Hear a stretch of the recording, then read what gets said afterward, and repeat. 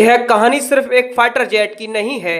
यह उस दौर की कहानी है जब आसमान भी युद्ध का मैदान था, जब सीमाएं सिर्फ जमीन पर नहीं बल्कि हजारों फीट ऊपर भी तय होती थी, और जब एक ऐसी आवाज गूंजी थी जिसने बिना मिसाइल बिना बम दुश्मन के दिल में डर पैदा किया था। यह कहानी है भारतीय वायुसेना के सबसे रहस्यमयी, सबसे तेज और सबसे खतरनाक जासूसी विमान MiG-25 फॉक्सवेट की। साल 1980 का दशक था। दुनिया शीत युद्ध के गिरफ्त में थी। एक तरफ अमेरिका और उसके सहयोगी देश थे, तो दूसरी तरफ सोवियत संघ था, और उनके बीच खड़ा था भारत, जो अपनी सुरक्षा और रणनीतिक ताकत को नए स्तर पर ले जाने की तैयारी कर रहा था। भारत को एक ऐसे प्लेटफॉर्म की जरूरत थी जो दुश्मन की हर हरकत पर नजर रख सके, जो बिना पकड़े दुश्मन के इलाके में जाकर जानकारी ला सके, और उसी जरूरत ने जन्म दिया एक ऐतिहासिक फैसले को।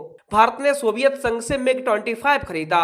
यह कोई सामान्य विमान नहीं था, यह उस समय का दुनिया का सबसे तेज ऑपरेशनल जेट था। इसकी अधिकतम गति लगभग मैक 3 थी, यानी आवाज की गति से 3 गुना तक पहुंच सकती थी। इसकी ऊंचाई 70,000 फीट से भी ऊपर तक जा सकती थी, जहां अधिकांश फाइटर जेट पहुंचने की कल्पना भी नहीं कर सकते। उसकी असली ताकत थी अदृश्यता। वह रडार से पूरी तरह गायब तो नहीं होता था, लेकिन इतनी ऊंचाई और इतनी तेजी से उड़ता था कि उसे ट्रैक करना बेहद मुश्किल हो जाता था। भारतीय वायुसेना ने इस विमान को अपनी 102 स्क्वाड्रन में शामिल किया, जिसे ट्राइसोनिक्स कहा जाता था। यह स्क्वाड्रन इतनी गोपनीय थी कि इसके मिशन, इसकी तैनाती और इसके ऑपरेशन के बारे में बहुत ही सीमित लोगों को जानकारी होती थी। यहाँ तक कि एयरफोर्स के वरिष्ठ अधिकारियों को भी इसकी पूरी जानकारी नहीं दी जाती थी। भारत ने इस विमान का इस्तेमाल सिर्फ पाकिस्तान ही नहीं बल्कि चीन के खिलाफ भी किया। तिब्बत और लद्दाख के आसपास के इलाकों में MiG-21 ने कई महत्वपूर्ण मिशन पूरे किए। उस समय सैटेलाइट इमेजिंग इतनी विकसित नहीं थी, इसीलिए यह विमान भारत के लिए आसमान में उड़ता जासूस था। लेकिन MiG-25 की सबसे चर्चित और सबसे रहस्यमयी घटना सामने आई मई 1997 में। पाकिस्तान की राजधानी इस्लामाबाद। सब कुछ सामान्य था, लोग अपने काम में व्यस्त थे।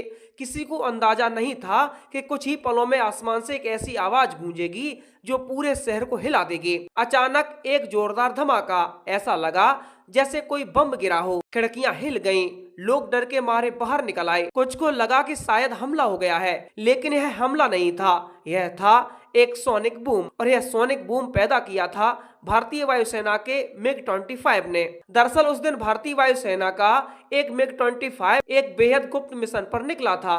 उसने पाकिस्तान के एयर स्पेस में प्रवेश किया, लगभग 65 से 70,000 फीट की ऊंचाई पर, इतनी ऊंचाई पर कि पाकिस्तान के रडार उसे ठीक से पकड़ नहीं पा रहे थे। वह चुपचाप इस्लामाबाद और उसके आसपास के संवेदनशील सैन्य ठिकानों के ऊपर से गुजरा, हाई रेजोल्यूशन कैमरों से तस्वीर ली और फिर वापस लौटने लगा। यह मिशन लगभग पूरी तरह सफल था, लेकिन जैसे ही वह विमान पाकिस्तान से बाहर निकल रहा था, पायलट ने एक ऐसा फैसला लिया जिसने इस मिशन को इतिहास में अमर कर दिया। उसने अचानक विमान की गति बढ़ा दी और मैक 2 से ऊपर पहुंच गया, और फिर एक बहुत तीव्र गति से धमाका हुआ, एक जबरदस्त सोनिक बूम जिसने इस्लामाबाद को हिला दिया। यह सिर्फ एक भौतिक घटना नहीं थी, यह एक मनोवैज्ञानिक हमला भी था। यह संदेश था कि भारत के पास ऐसी क्षमता है जो पाकिस्तान की पहुंच से बाहर है। जैसे ही यह घटना हुई, पाकिस्तान एयरफोर्स तुरंत सक्रिय हो गई। F-16 फाइटर जेट्स को हवा में भेजा गया, लेकिन तब तक बहुत देर हो चुकी थी। MiG-25 पहले ही भारतीय सीमा में लौट चुका था।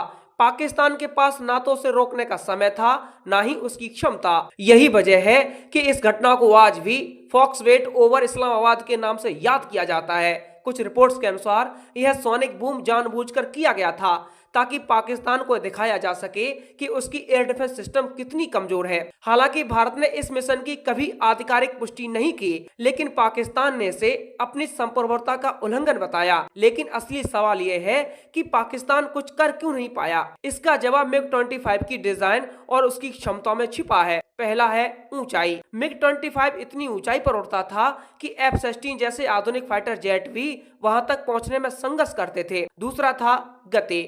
अगर कोई पीछा भी करता तो MiG-25 आसानी से उससे तेज निकल जाता था। तीसरा था प्रतिक्रिया समय। MiG-25 का मिशन इतना तेज होता था कि दुश्मन को प्रतिक्रिया करने का मौका ही नहीं मिलता था। और चौथा तकनीक। इसमें लगे कैमरे और सेंसर इतने उन्नत थे कि वह हजारों फीट की ऊंचाई से भी जमीन की स्पष्ट तस्वीरें ले सकता था। यही वजह थी कि MiG-25 को अनटचेबल स्पाई कहा जाता था, लेकिन हर तकनीक की एक उम्र होती है। 2000 के दशक तक आते आते सैटेलाइट टेक्नोलॉजी तेजी से विकसित हो चुकी थी। अब अंतरिक्ष से ही दुश्मन की गतिविधियों पर नजर रखी जा सकती थी। ड्रोन टेक्नोलॉजी भी सामने आ चुकी थी, जो बिना पायलट के जोखिम के जासूसी कर सकते थे। MiG-25 को उड़ाना बेहद महंगा था, उसका मेंटेनेंस जटिल था और उसके इंजन की लाइफ भी सीमित थी। इसलिए 2006 में भारतीय वायुसेना ने MiG-25 को रिटायर करने का फैसला किया, लेकिन उसकी विरासत आज भी जिंदा है। आज जब भारत की रणनीतिक क्षमताओं की बात होती है, जब एयर पावर की चर्चा होती है, जब इंटेलिजेंस ऑपरेशंस की बात होती है, तो MiG-25 का नाम गर्व से लिया जाता है। यह सिर्फ एक विमान नहीं था, यह एक युग था। एक ऐसा युग जब भारत ने बिना युद्ध किए, बिना गोली चलाए दुश्मन को उसकी सीमा का एहसास कराया। और उस दिन जब इस्लामाबाद के आसमान में वह आवाज गूंजी थी, वह सिर्फ एक सोनिक बूम नहीं था, वह भारत की ताकत की गूंज थी। एक ऐसी गूंज जो आज भी इतिहास के पन्नों में सुनाई देती है। और यही कारण है कि MiG-25 फॉक्सवेट की कहानी सिर्फ एक सैन्य घटना नहीं, बल्कि ऐसी दास्तान है जो आने वाली पीढ़ियों को यह सिखाती है कि असली ताकत सिर्फ हथियारों में नहीं, बल्कि रणनीति, तकनीक और सही समय पर लिए गए फैसलों में होती है।